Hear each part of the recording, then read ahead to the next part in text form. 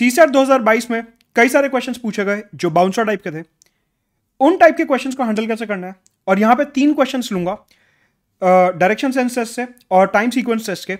Discuss करेंगे कि किस तरीके से उस टाइप के क्वेश्चंस को सॉल्व करना है। अनअकैडमी में सब्सक्राइब करने के लिए यूजर रेफरल कोड मधुर गुप्ता 10% डिस्काउंट के लिए। अनअकैडमी पे एक्सटेंशन ऑफर चालू है 23 सितंबर तक, जहां पे अगर आप सब्सक्राइब करते हैं तो आपको एक्स्ट्रा मंथ जो है वो मिलेंगे।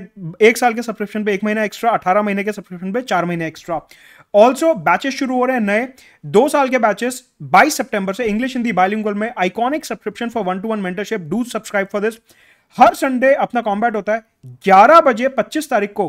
कॉम्बैट होने वाला है 1 घंटे का, जिसमें 50 क्वेश्चन होंगे। ऑल्सो मेंस की test series, year long test series, जहां पे सेक्शनल और फुल लेंथ टेस्ट होंगे। डू सब्सक्राइब टू, ये अब लाइव है। डाउट्स दरबार, जहां पे आप अपने फ्री में सारे के सारे डाउट सॉल्व कर सकते हैं। ये पूरा का पूरा टाइम टेबल है, do join that. Also optional के बैचेस इंग्लिश हिंदी और बाइलिंगुअल में अवेलेबल हैं। Let's crack it.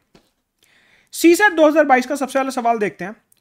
What is the value of x in the sequence 20, 10, 10, 15, 30, 75? X, हमारे को इस एक्स की वैल्यू निकालनी है इस सीरीज में। लॉजिक लगाने की कोशिश करिए, सॉल्व करिए, पॉज करिए वीडियो को और कमेंट में सॉल्यूशन मेंशन करिए। उसके बाद मैं इसे सॉल्व करता हूं। तो आई होप आपने इसे सॉल्व करा होगा।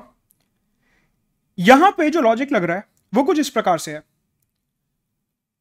20 into 0.5 is equal to 10। 10 into 1 is equal to 10। 10 into 1.5 is equal to 15। 15 into 2 is equal to 30।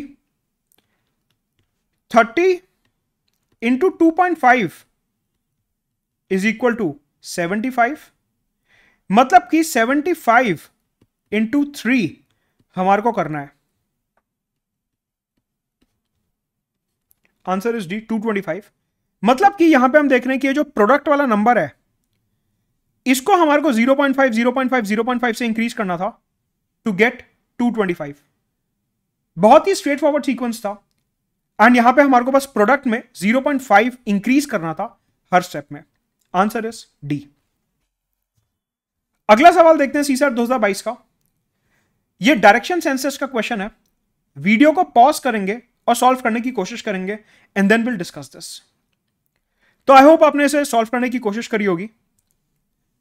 2 friends X and Y start running and they run together for 50 meters in the same direction. 2 दोस्त हैं जो same direction में भागने की कोशिश कर रहे हैं 50 मीटर तक, और वो एक पॉइंट पे आके रुक जाते हैं। सपोज करिए 50 मीटर हो गया। एंड रीच अ पॉइंट, एक पर्टिकुलर पॉइंट पे पहुंच जाते हैं। X turns right and runs 60 metres. यहां पे X जो है राइट मुड़ जाता है। अब आप देखिए, ये राइट डायरेक्शन होगी, ये राइट डायरेक्शन होगी, और जो ये वाली डायरेक्शन है वो लेफ्ट होगी, क्योंकि ये इस डायरेक्शन में भाग रहे हैं। आप ऐसा इमेजिन करिए कि आप अगर इस डायरेक्शन में भाग रहे हैं तो ये आपका राइट होगा, ये आपका राइट होगा, और ये आपका लेफ्ट होगा। तो 50 मीटर भागे और फिर X जो है वो राइट मुड़ गया यहां से और 60 मीटर तक आगे भागा। And Y turns left, Y left मुड़ गया और 40 मीटर भागा। Y लेफ्ट मुड़ गया, Y लेफ्ट मुड़ा और 40 मीटर भागा। Y इधर की तरफ गया और 40 मीटर भागा। X का जो फेस है अभी वो इस डायरेक्शन में है, और Y का जो फेस है अभी वो इस डायरेक्शन में है। आप सोच रहे होंगे मैं आपको ये फेस की डायरेक्शन क्यों बता रहा हूं। ये फेस की डायरेक्शन बताना इसलिए इंपॉर्टेंट है क्योंकि अभी आगे जब राइट एंड लेफ्ट आएगा दोबारा से, तो हमारे को राइट एंड लेफ्ट कैलकुलेट करने के लिए ये फेस की डायरेक्शन पता होना जरूरी है। इसलिए जब मैंने आपको कहा कि वो दोनों 50 मीटर एक ही डायरेक्शन में भागे और X राइट मुड़ गया, तो X इधर मुड़ा और अभी उसका फेस इस डायरेक्शन में है। Y लेफ्ट मुड़ा और अभी उसका फेस इस डायरेक्शन में है। अगली स्टेटमेंट पढ़ते हैं। Then X turns left, left मुड़ गया X और 50 मीटर भागा। X जो है लेफ्ट मुड़ गया। आप देखिए फेस इधर की तरफ है, तो ये होगा लेफ्ट और ये होगा राइट। अगर आप इमेजिन करें कि आपका फेस इस डायरेक्शन में है तो आपका लेफ्ट ये होगा, राइट ये होगा। एक्स लेफ्ट मुड़ा और 50 मीटर भागा एंड स्टॉप्स, यहां पे आके रुक गया, यहां पे आके एक्स रुक गया। Y turns right and runs 50 metres. Y right मुड़ा, वाई का फेस इधर है, ये हो गया राइट, ये हो गया लेफ्ट, और 50 मीटर भागा and runs for 50 metres and then stops. यहां आके वाई भी रुक गया, मतलब कि ये जो है सेम स्ट्रेट लाइन में, क्योंकि दोनों 50 मीटर भागे। आप ये देखिए, ये भी 50 मीटर भागा लेफ्ट मुड़ने के बाद, और राइट मुड़ने के बाद ये भी 50 मीटर भागा, मतलब कि ये दोनों अभी सेम स्ट्रेट लाइन में है। वो कह रहा है how far are two friends from each other, एक दूसरे से वो कितना दूर है। हमारे को ये डिस्टेंस P निकालना है, ये जो लाइन है, ये जो डिस्टेंस P है, हमारे को ये निकालना है।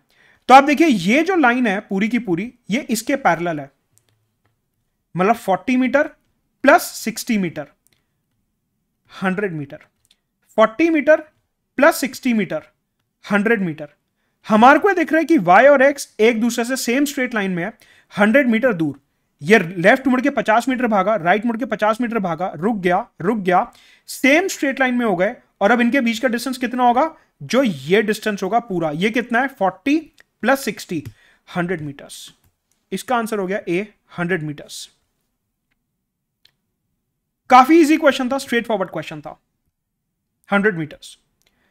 अगला सवाल कैलेंडर बेस्ड है। क्वेश्चन है कि अगर 5 जून 2022 को संडे है, बेसिकली 5 जून 2022 को प्रीलिम्स था और उस दिन संडे था। अगर 5 जून 2022 को संडे है तो 2099 में कौन से दिन जून में संडे होगा। अगर 5 जून 2022 को संडे है तो 2099 में 4 जून, 5 जून, 6 जून या 7 जून, कौन सी जून को संडे होगा, हमारे को कैलकुलेट करना है। अब आप कहोगे कि 2022 से 2099 तक जाने में तो हमारे को काफी टाइम लग जाएगा, ये तो बहुत लेंदी क्वेश्चन हो गया। ज्यादा लेंदी नहीं है, बस हल्का सा लॉजिक लगाना है। सॉल्व करने की कोशिश करिए और फिर इसको सॉल्व करने का मैं आपको एक मेथड बताऊंगा जो कि काफी शॉर्ट रहेगा। कोशिश करिए। तो आई होप आपने कोशिश करी होगी। Let's try and solve this. सबसे पहले यहां पे आपको यह समझना है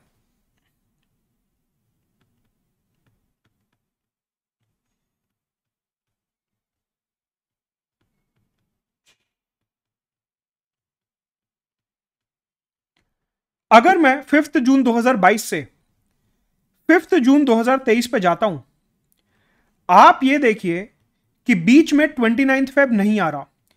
इस टाइप के क्वेश्चंस में हम 29 फेब देखते हैं, इस टाइप के क्वेश्चन में हम देखते हैं कि लीप ईयर है या नहीं है।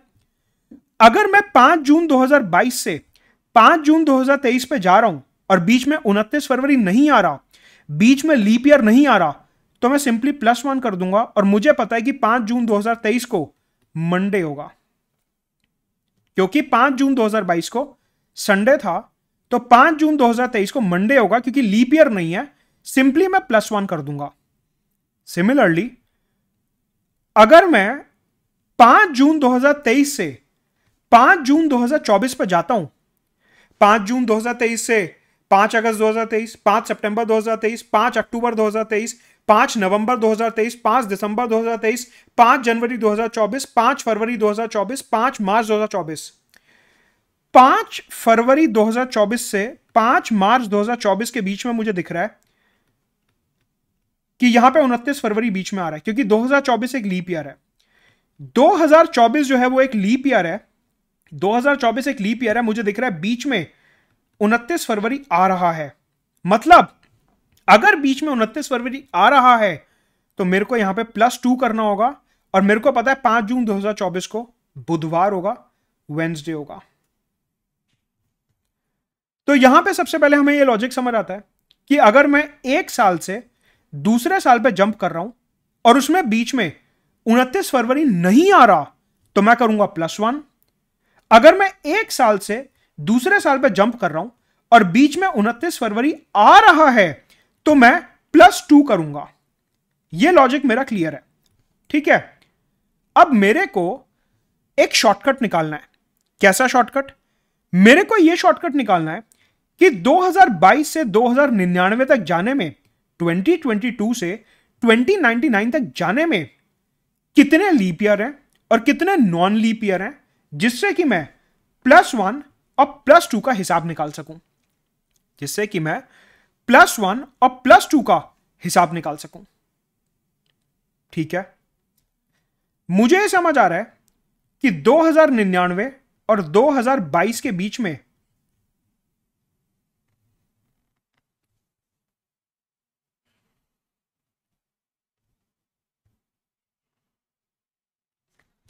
यहां पे 77 ईयर्स आते हैं।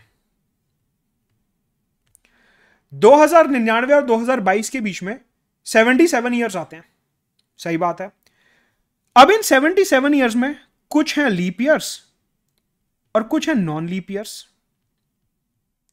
नॉन लीप ईयर वो जिसमें मेरे को +1 करना है, और लीप ईयर वो वाले जिसमें मेरे को +2 करना है।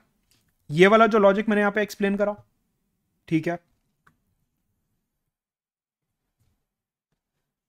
हमें यह पता है कि लीप ईयर जो है वो हर 4 साल के बाद आता है।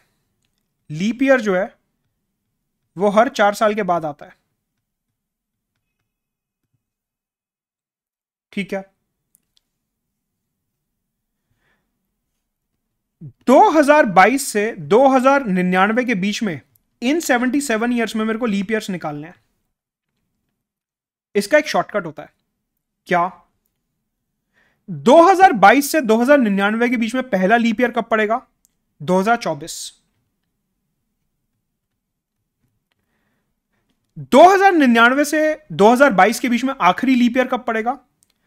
2096, 2096 में।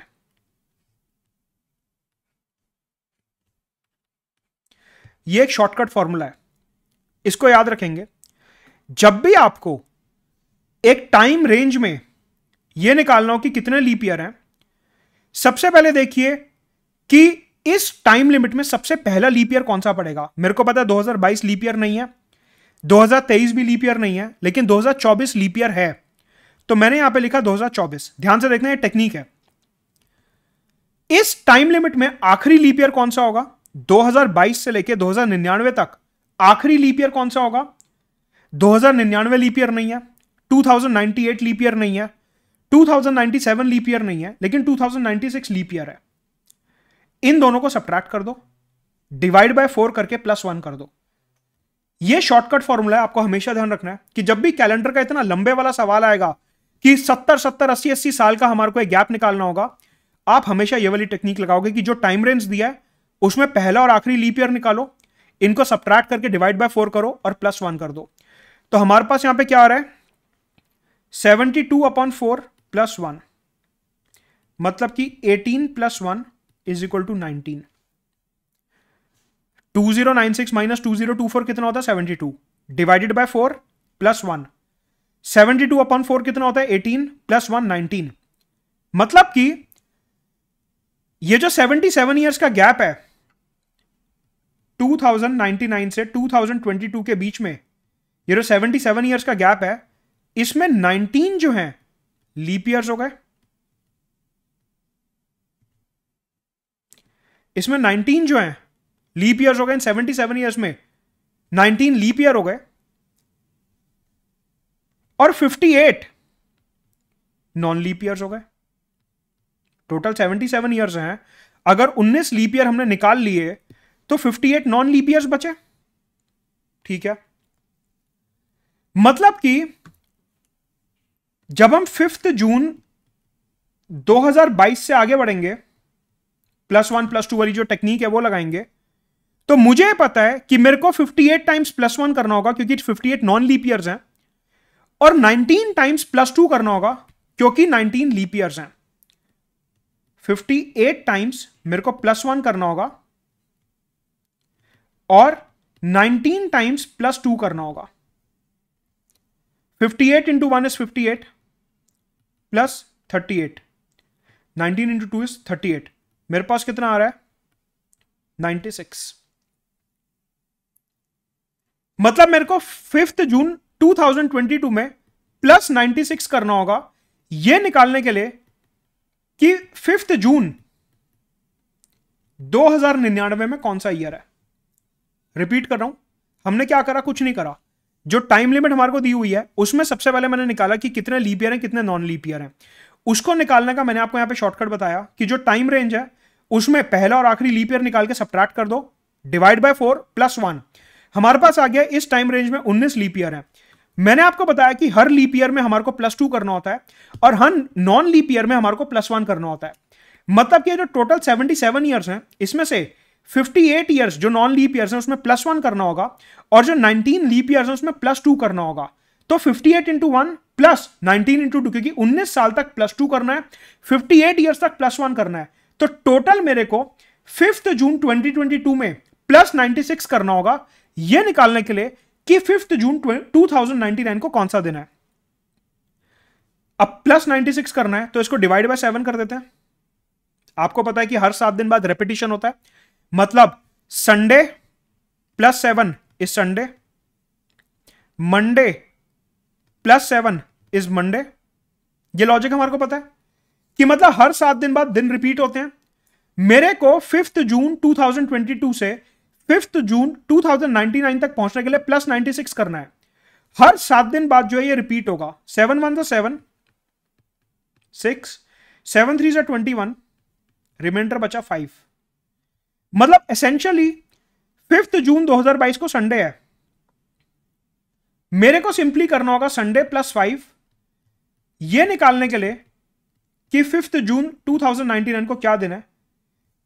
एक्चुअल में 96 ऐड करना था, 96 को मैंने 7 से डिवाइड कर दिया क्योंकि हर 7 दिन बाद दिन रिपीट हो रहे हैं। Sunday +7 is Sunday, Monday +7 is Monday, तो इस वजह से मैंने 96 को 7 से डिवाइड कर दिया। तो 96 डिवाइडेड बाय 7, रिमाइंडर आया 5। मतलब कि मेरे को संडे में, क्योंकि 5 जून 2022 को संडे था, संडे में मैं +5 करूंगा तो मेरे को मिल गया 5 जून 2099 को फ्राइडे होगा।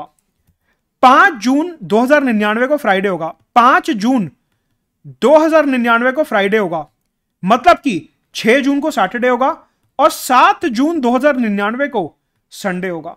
7 जून 2099 को संडे होगा। इस क्वेश्चन का आंसर होगा डी 7 कि 7 जून 2099 को संडे होगा। तो हमेशा आपको ध्यान रखना है कि जब भी इतनी लंबी जंप मारनी हो आपको कुछ नहीं करना, सबसे पहले यह निकाल लो कि इसमें कितने लीप ईयर और कितने नॉन लीप ईयर हैं।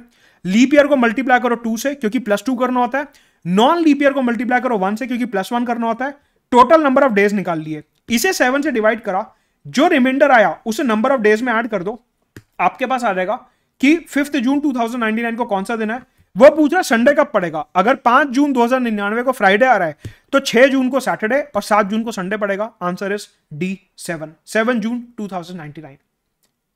आज के लिए इतना ही, अगले वीडियो में और कंटिन्यू करेंगे। Let's crack it.